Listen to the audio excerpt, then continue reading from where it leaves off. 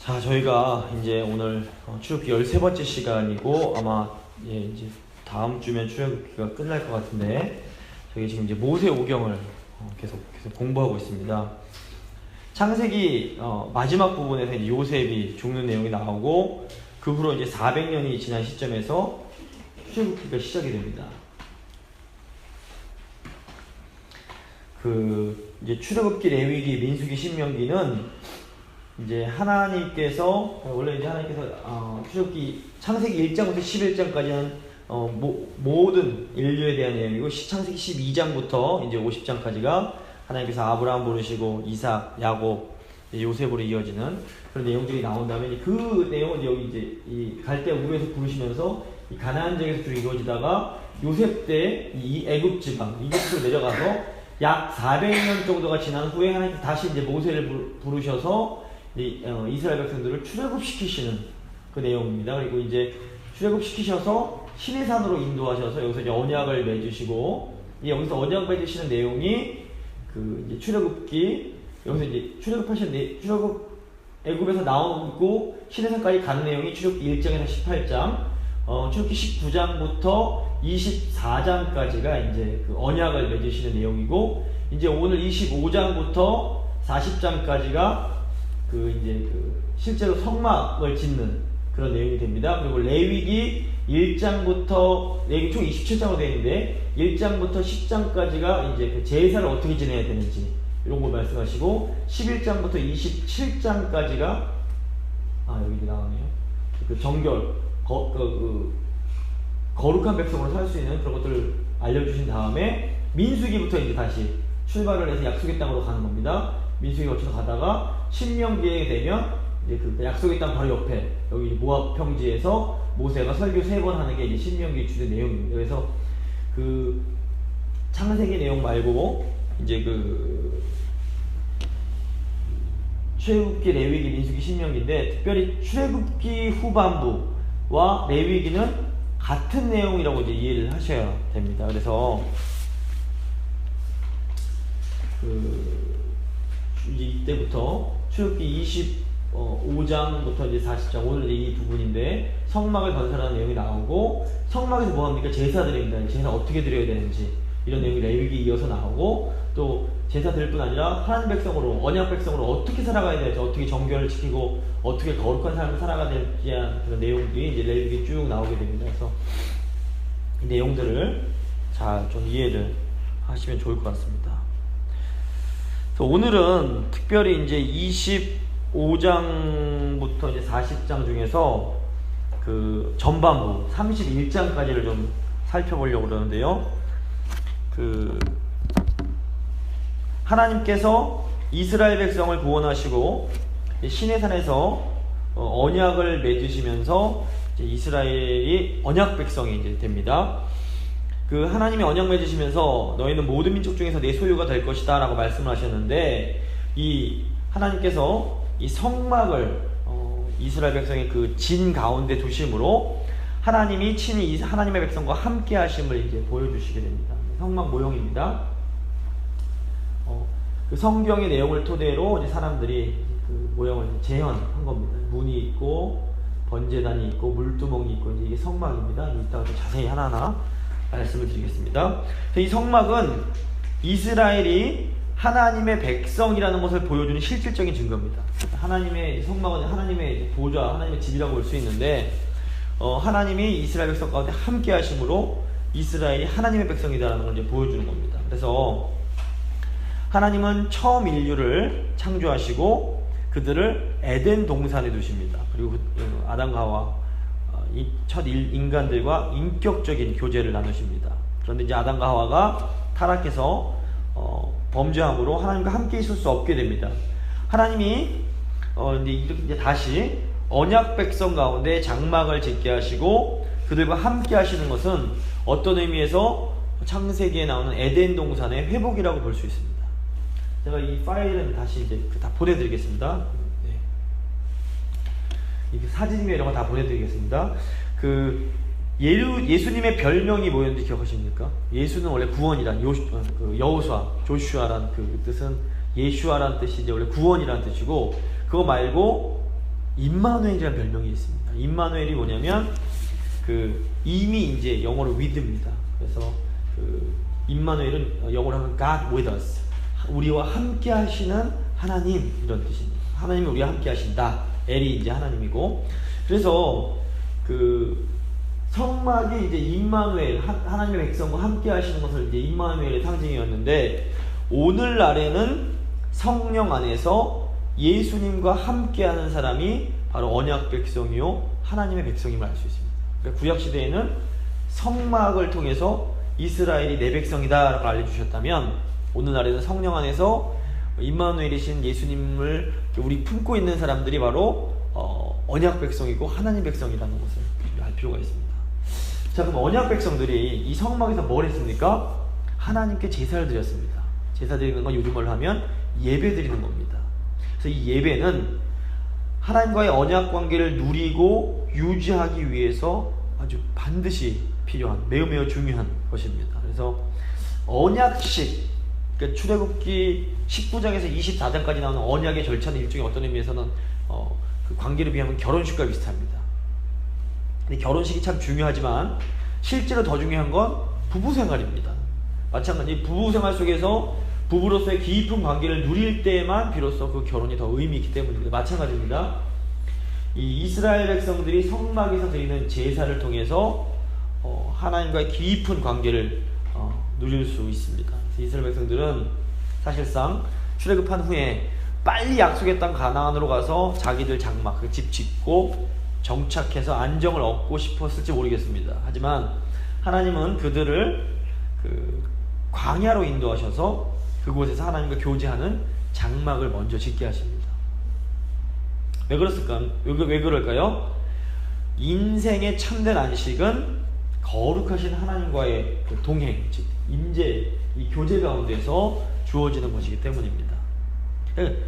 가나안, 약속의 땅일지라도 가나안은 쉼을 얻는 곳이 아니었습니다. 어떤 의미에서 가나안은 사역지였습니다.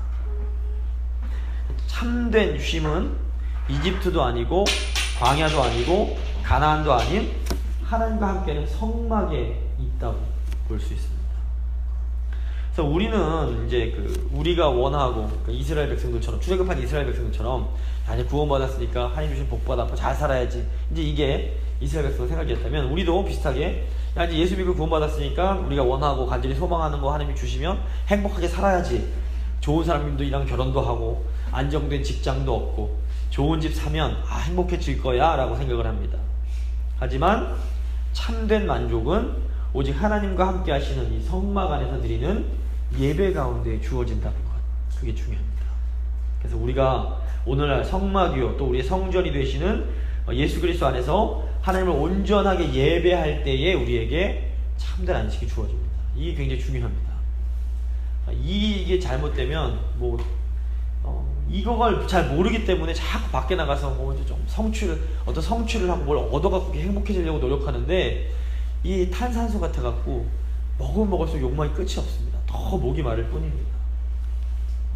자, 이제 본격적으로 이제 본문에 들어가 보겠습니다. 오늘은 이제 사진을 좀 많이 보여드릴 건데, 25장에서 31장은 성막 설계에 대한 내용입니다. 하나님께서 일일이 이건 이렇게 만들고 저건 저렇게 만들고 이렇게 지시를 해주십니다. 아주 구체적으로 성막과 기구들, 그리고 성막 봉사자인 제사장들에 관한 지침을 하나님께서 주십니다. 이 하나님의 이 지시가 세 부분으로 이제 구성이 됩니다. 이제 적어드린 것 같은데, 25장에서 27장 성소에 관한 내용, 28장에서 29장 제사장에 관한 내용, 30장에서 31장 추가적인 지시들입니다.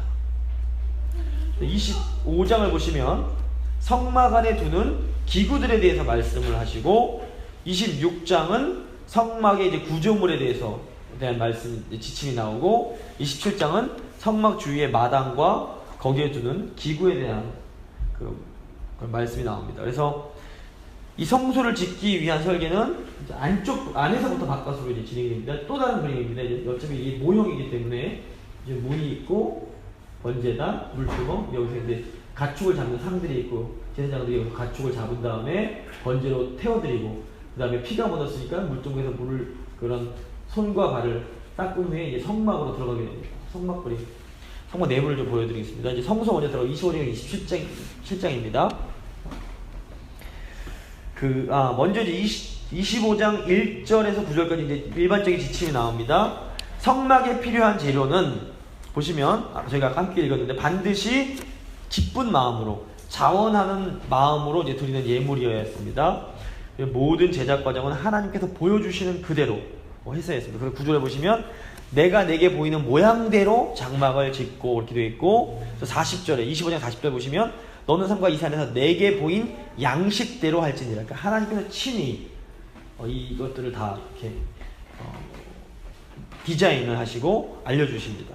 그래서 이 성막에 나오는 성소에 나오는 성막, 지성소, 뜰 하나하나 이 모든 기구들이 다 굉장히 중요한 상징성이 있습니다. 이것들을 잘 여러 번 제가 이건 여러 번 제가 다 레위기 할 때도 보여드리고 또 여러 차례 한 번 보셔서 딱 감이 안 오기 때문에 여러 차례 보여드리겠습니다. 이런 하나님께서 이런 여기 담겨 있는 이런 상징들을 통해서 하나님의 그 구원 원리가 드러난다고 볼 수 있습니다. 근데 구조를 보시면 이 성막 내부 구조가 이렇게 되어 있습니다. 동쪽에 이제 문이 있습니다. 문이 있고 그리고 이제 번제단이 있고 물두멍이 있고 이제 성소로 들어가면 성소가 두 부분으로 나눠지는데 더 안쪽에 지성소가 있습니다. 지극히 거룩한 장소입니다. 지성소. 여기에 딱 언약궤가 하나 들어있습니다. 이따가 또 자세히 말씀드리겠습니다. 그리고 이제 성소에 세 개가 있는데 떡상이 있고 여기 창문이 없었기 때문에 이 빛을 비추는 등잔대, 또는 금촛대라고 불리는 촛대 7개의 등잔대가 있고 여기 이제 향을 피우는 분향단이 있었습니다. 그리고 여기 이제 휘장이 가로막혀 있습니다. 예수님께서 십자가 지실 때 휘장이 갈라지는 게 이 휘장이 찢어지는 건데 이 휘장의 두께가 굉장히 두껍기 때문에 손으로 찢어 댈 수 있는 게 아닙니다. 그래서 위부터 아래로 쭉 찢어지는 거예요. 그래서 무슨 의미냐? 여기가 이제 하나님 계시는 좌소인데 하나님께서 이제 들어가는 문이 열렸으면 상징한다고 볼 수 있습니다. 이제 하나하나 설명을 또 이제 드리도록 하겠습니다. 먼저 25장 10절에서 22절 보시면 이 증거궤에 대한 언약궤에 대한 내용이 나옵니다. 성막 보시면 이제 2개의 방이 있는데 안쪽이 아까 말씀드린 것처럼 지성소입니다. 그리고 이건 지극히 거룩한 곳으로서 하나님이 임재하시는 방이라고 볼 수 있습니다. 이곳에 오직 증거궤, 언약궤 또는 법궤라고 불리는 이 상자, 어떻게 보면 박스입니다. 사이즈가 어떻게 되냐면 2.5, 이 길이가 2.5규빗, 1.5, 1.5.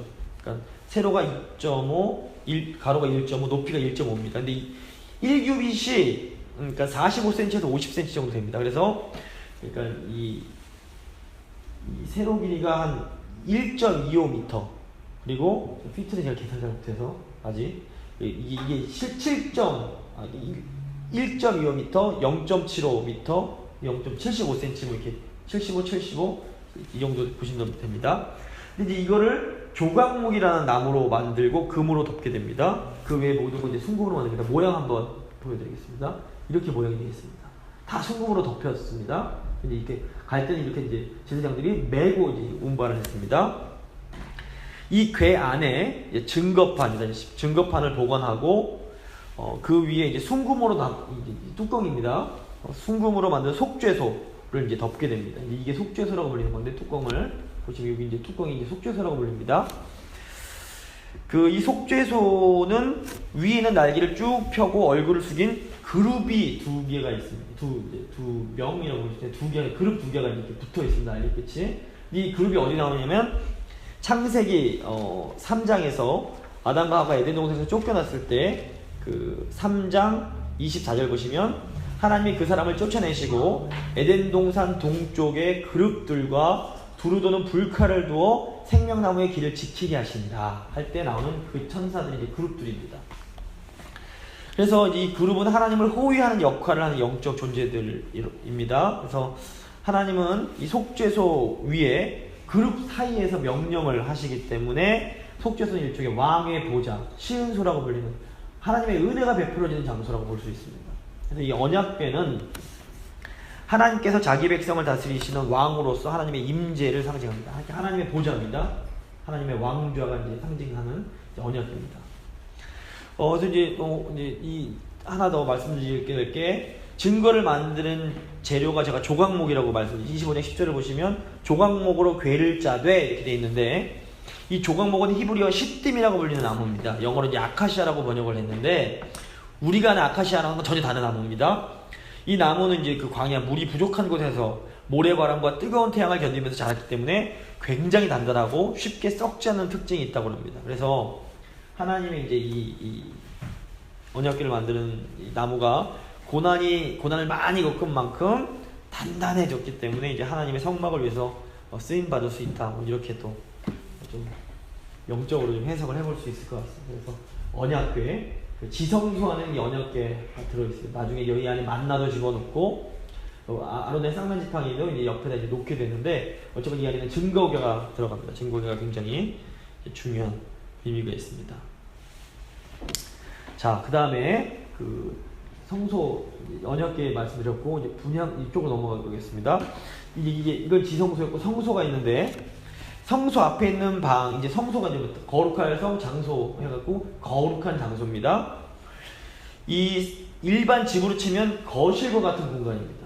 하나님의 방이라면 거실과 같은 공간이고, 그 성소 안에는 세 가지 기구가 있었습니다. 분향단, 떡상, 등잔대가 있습니다.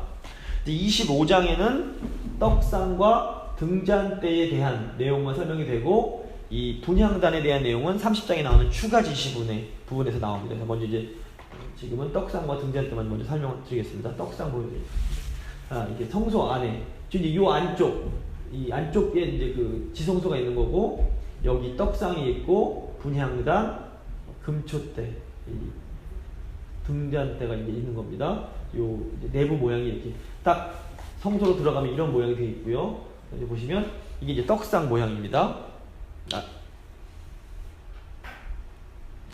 그 상에는 12덩이의 떡, 6개 하고 12덩이의 떡을 날마다 누룩이 없는 것으로 차려두어야 했습니다. 이제 이걸 진설병이라고 부르는데, 이 12이라는 숫자 하면 딱 생각이 나시겠지만, 12라는 숫자는 12지파를 상징합니다. 그래서 하나님 앞에서 구별되어 바쳐진 12지파, 이런 의미입니다. 매일 하나님 앞에 드려지는 12지파, 이런 의미가 있습니다. 그 다음에 이 맞은편에 있는 등잔대 모양이 이렇게 있습니다. 기름을 붓고 불을 붙이는 겁니다. 뭐 정확하게 이런 모양일지 알 수 없지만, 이런 이제 성경에 이제 기록된 거에 따라서 사람들이 이제 재현을 해 놓은 겁니다. 그래서 7개의 가지로 뻗어 있는 나무의 형상이고요. 그 위에 불이 이제 성소 안을 비춰주게 됩니다.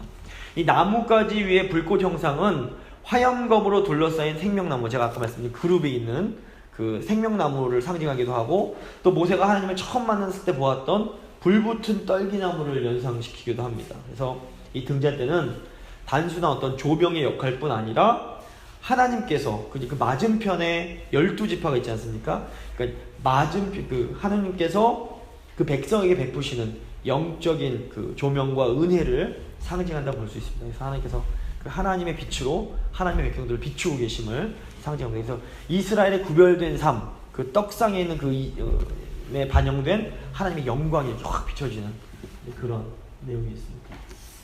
그 다음에 이제 성소에 대해 26장 1절에 37절까지는 성소에 대한 내용이 나옵니다. 그래서 성소를 덮는 4겹의 막, 하나, 둘, 셋, 4겹을 이렇게 4겹으로 덮게 되어 있었습니다. 그리고 장막을 지탱하는 말뚝과 그 널판과 받침, 이런 것들이 나오고 있습니다. 그리고 또 성소와 지성소를 구분하는 휘장, 여기 이제 지성소가 있고 여기 성소인데, 이 휘장 모양입니다. 이 휘장에는 그룹들이 여기도 이제 이 그룹 모양이 수놓아 되어 있습니다. 하나님을 호위하고 있다는 것과 함부로 접근할 수 없는 그런 휘장이 쳐져 있는 겁니다. 그래서 이 휘장이 되어 있습니다.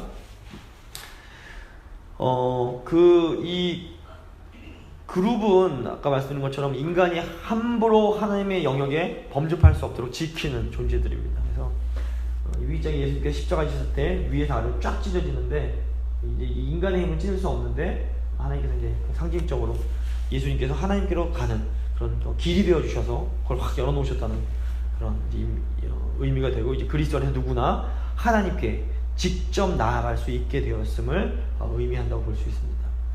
성막 공사를 보시면 이제 아까 제가 읽었지만 3절에서 읽었지만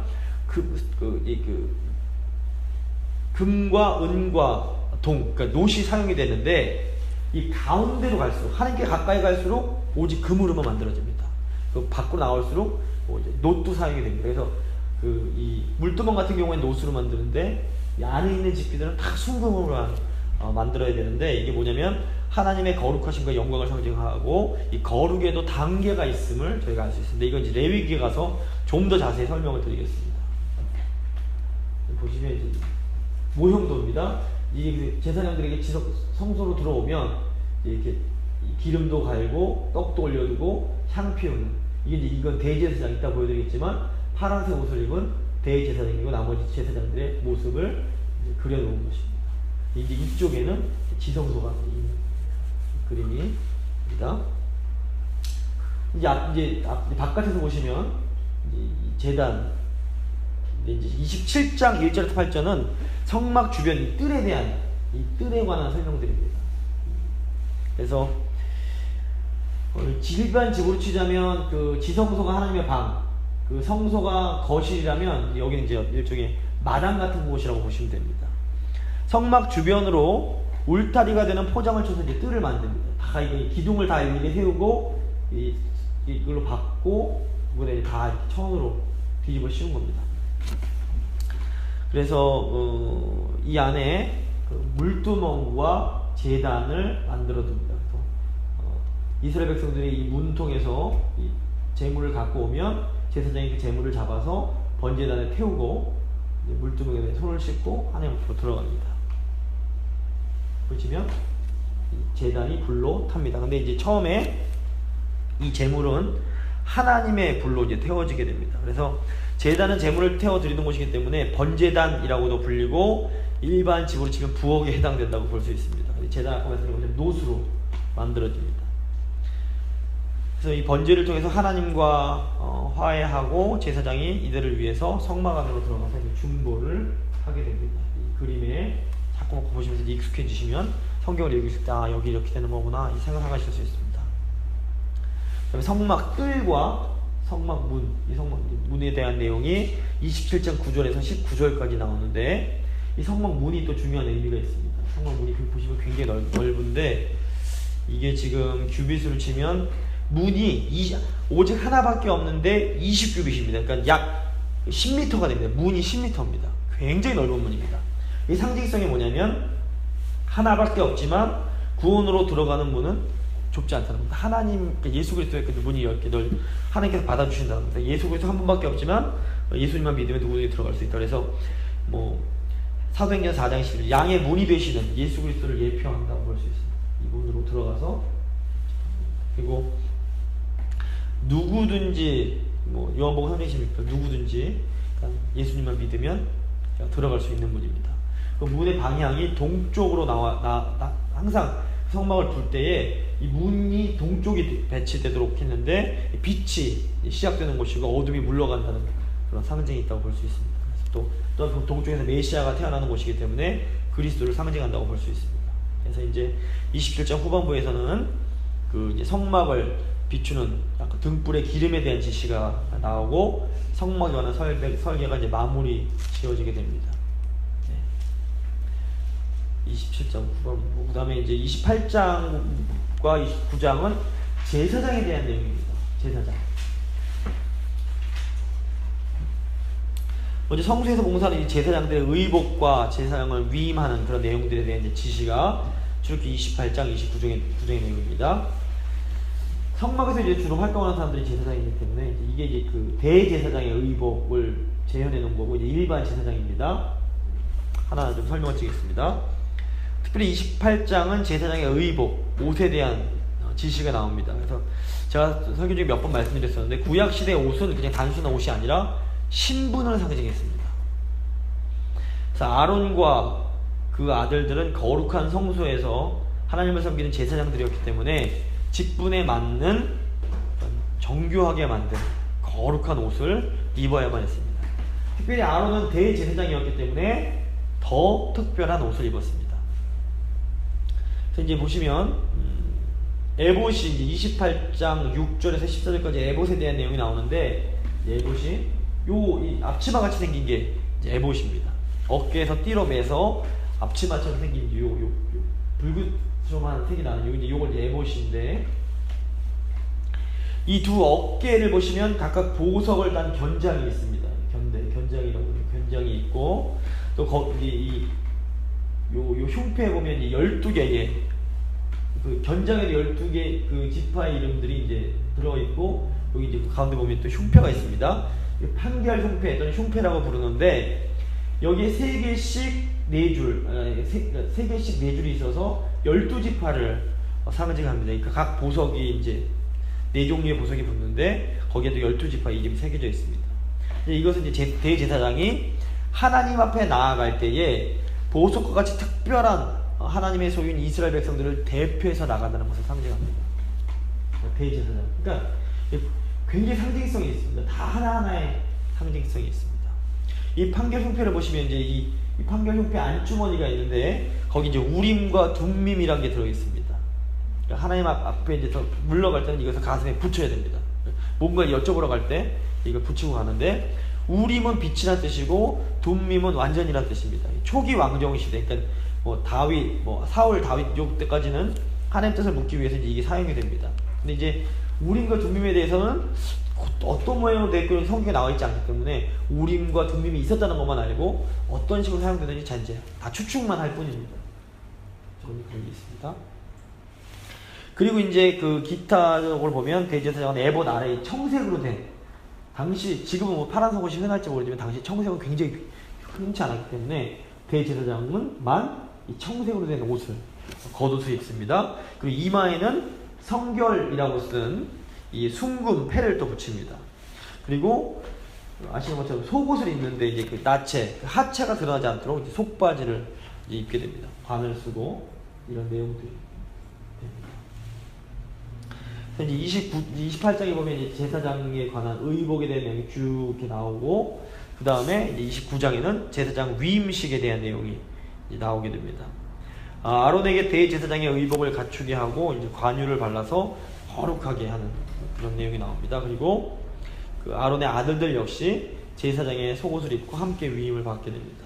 그래서 숫송아지 한 마리와 순양 둘로 절차를 따라서 위임 제사를 드린 후에 오직 제사장들만 그 위임식 고기를 먹습니다.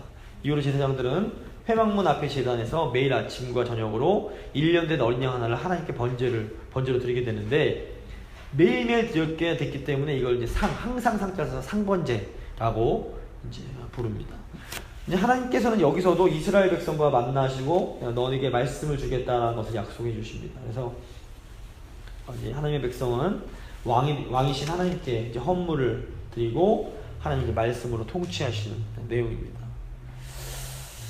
그리고 이제 추가 지시가 30장부터 31장까지 나옵니다. 보시면 30장은 분향단과 물두멍, 아까 말씀드린 것처럼 기타 기구들에 대한 설명이 이제 나오고 31장은 또 이제 안식, 성전 제작 기술자에 대한 내용과 안식일에 대한 내용이 나옵니다. 분향단 아까 말씀드렸지만 그 향을 피우는 단입니다. 그래서 성소에 놓은 분향단은 지성소와 가장 가까운 하나님이 계신 그 보좌 가장 가까운 자리에 있습니다. 그래서 요한계시록은 이것을 성도의 기도라고 이제 보고 있습니다. 그래서 계시록 5장 8절 보시면 각각 검은과 향이 가득한 금대접을 가졌으니 이 향은 성도의 기도들이라. 그래서 이 향이 올라갈 때 하나님께서 그 기도를 들으시는 그런 이제 이미지가 이제 떠오를 수 있습니다. 그리고 이제 그 물두멍입니다. 제사장의 손과 물두멍은 노수로 만든 큰 대야 같은 것으로 성막 앞에 놓여 있어서 제단에서 제물을 잡은 제사장이 성소에 들어가기 전에서 이제 그 손과 발을 씻는 곳인데 하나님 앞에 들어가기 전에 성결해야 함을 강조한다고 볼 수 있습니다. 모양은 이런 모양 아마 있을 것이다 봅니다. 이제 31장을 보시면 성전 제작 기술자들이 나옵니다. 31장에서 이 모든 하나님의 성소와 성막을 만들 기술자들, 이 공사를 책임질 지혜로운 기술자로서 부사렐과 오홀리압이 이제 임명이 됩니다. 이 사람들의 특징이 이제 31장 3절 보시면 하나님의 영을 그에게 충만하게 하여 지혜와 총명과 지식과 여러 가지 재주로 정교한 일을 연구하여 금과 은과 노수로 만들게 하며 이런 식으로 쭉 나옵니다. 그래서 이들은 하나님의 그 일을 해야 됐기 때문에 하나님께서 주시는 그 영적인 은사를 받았다고 볼 수 있습니다. 저희도 이제 우리가 주님의 일을 할 때에 하나님께서 이런 영적인 지혜와 총명과 그런 것들 주셔서 하나님의 일을 하게 하신다라고 저희가 생각할 수 있습니다. 그리고 이제 31장 12절부터 17절까지는 또다시 이제 안식 얘기 나옵니다. 그래서 성막이 제가 저번에도 한번 말씀드렸지만 중요한 어떤 말씀 주시는데 항상 안식일이 나온다라고 말씀드렸습니다. 그만큼 안식일이 중요한 겁니다. 성막의 모든 규례가 선포된 후에 또다시 안식일이 언급이 됩니다. 어떻게 보면 안식일이 되게 생뚱맞아 보이는데 왜 성막 얘기인데 갑자기 안식일이지? 이 모든 하나님의 그 창조의 모든 작업은 항상 안식에서 완성이 됩니다. 그래서 이 하나님의 집이라고 볼 수 있는 이 성소를 딱 이렇게 지시하신 후에 다시 한번 이게 무엇을 위해서 존재하는가? 하나님 안에서 안식하기 위해서 존재한다는 걸 다시 한번 알려주시는 겁니다. 그래서 창조의 궁극적 목적이 그 안식이라고 제가 여러 차례 말씀을 드렸는데 하나님과 그 언약 백성의 이제 안식이기 때문에 이 성막의 최대 목적이 뭐냐? 이 안식을 회복하고 누리게 만드는 게 성막의 목적입니다. 자, 근데 이 성막이 신약에 오면 예수 그리스도이십니다. 그래서 예수께서 우리 안식의 주인이시고 우리에게 안식을 주시기 위해서 오셨고, 예수께서 수고하고 무거운 짐진 자들아 다 내게로 오라, 내가 너희를 쉬게 하리라, 내가 너희에게 안식을 주겠다라고 말씀을 하시는 겁니다. 그래서 지금 이 시대가 굉장히 이제 바쁘고 막 바쁜데 그럴수록 저에게 이제 안식이 얼마나 귀한 것인지 생각하면서 안식을 잘 누릴 필요가 있습니다. 정리를 다시 한번 복습 차원에서 문 동쪽에 문이 나 있고요. 들어오면 번제단이 있고, 번제단에서 물두멍으로 손 닦고 나서 이제 성소로 들어가면 성소에 세 개의 집게, 그 떡상, 그 등잔대, 분향단 있고, 이제 그 휘장이 두꺼운 그리고 이 그룹이 수녀져 있는 휘장에 가로막고 있고, 이 안에 이제 언약궤, 하나님의 보좌, 시은소, 죄 사함 받는 하나님의 말씀이 선포되는 시은소가 언약궤가 있다고 보시면 됩니다. 네. 좀 마무리를 짓도록 하겠습니다. 성막은 하나님과 하나님 백성이 만나는 장소입니다. 그래서 성막의 핵심은 관계입니다. 사람은 이 관계, 하나님께서 창조하실 때부터 관계적인 존재로서 창조하셨기 때문에 이 만남을 통해서만 우리의 인격과 삶이 변화될 수 있습니다. 책임다고 사람이 변하지 않고 사실은 인격적인 만남이 필요합니다. 하나님과 인격적인 만나고 하나님의 사람들과 인격적인 만남이 있어야 저희 삶이 변화되고 생각이 변화되고 존재가 변화될 수 있습니다. 하나님은 어떤 외적인 변화보다 이런 관계적인 변화를 원하십니다. 새벽기도 열심히 다니는 건 참 좋습니다. 근데 새벽기도 열심히 다니는 사람들이랑 관계 안 좋은 것보다 도리 하나님은 사람들과의 관계가 회복되는 걸 더 기뻐하십니다. 여기 저희가 잘 명심해야 될 부분입니다. 수직적인 관계가 굉장히 중요하지만 하나님과의 관계, 이 관계 너무너무 중요하지만 이 수직적인 관계가 어디서 완성되냐면 수평적인 관계, 이웃과의 관계에서 완성이 됩니다. 그래서 하나님 잘 믿는 사람은 가족들한테 더 잘하고 교인들한테 더 잘하고 직장 사람들한테 더 잘해야 됩니다. 이게 정상입니다. 이게 안 되기 때문에 한국교회가 요즘 너무 욕을 먹고 있고 잘못되고 있습니다. 왜냐하면 이거는 잘못 배웠기 때문이고 잘못 가르쳤기 때문입니다. 그래서 이 관계를 상징하는 성막에는 이제 제가 적어드린 것처럼 임재, 구원, 인도라는 세 가지 차원이 있습니다.